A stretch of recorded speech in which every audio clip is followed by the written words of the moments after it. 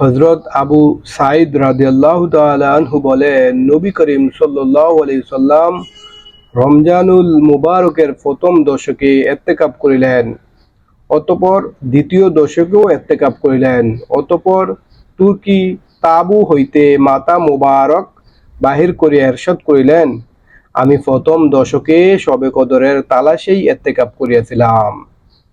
অতঃপর দ্বিতীয় দশকেও একই উদ্দেশ্যে ইত্তেকাফ করিয়াছিলাম।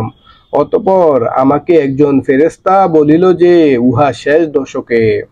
সুতরাং যাহারা আমার সহিত ইত্তেকাফ করিতেছ, তাহারা যেন শেষ দশকে ইত্তেকাফ করো। এই রাত্রিটি আমাকে দেখানো হইয়াছিল, পরে আবার বুলাইয়া দেওয়া হইয়াছে। তবে উহার আলামত এই যে, আমি আমাকে এই রাত্র শেষে সকালবেলা কাদামাটিতে সেজদা করিতে দেখিয়াছি। কাজেই তোমরা উহাকে শেষ দশকের বিজোড় রাত্রিগুলিতে তালাশ করো। বর্ণনাকারী বলেন, সেই রাত্রে বৃষ্টি হয়েছিল।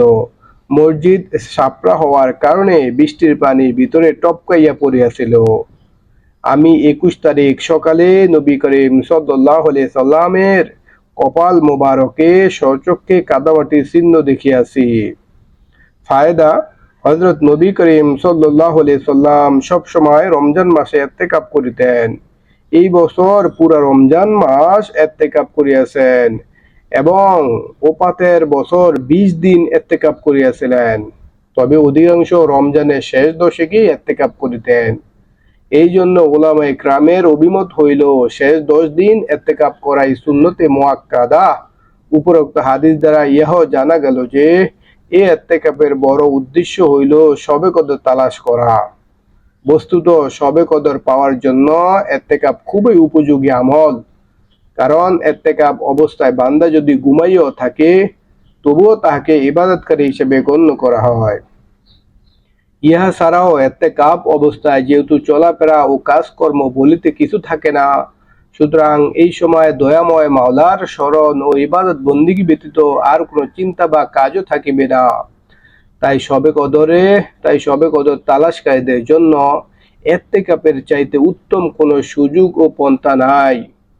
হযরত নবী করিম সাল্লাল্লাহু আলাইহি সাল্লাম পুরা রমজান মাসেই অধিক পরিমাণে ইবাদত বন্দিগি করিতেন, কিন্তু শেষ দশকে এত বেশি করিতেন যে ইহার কোনো সীমা থাকিত না।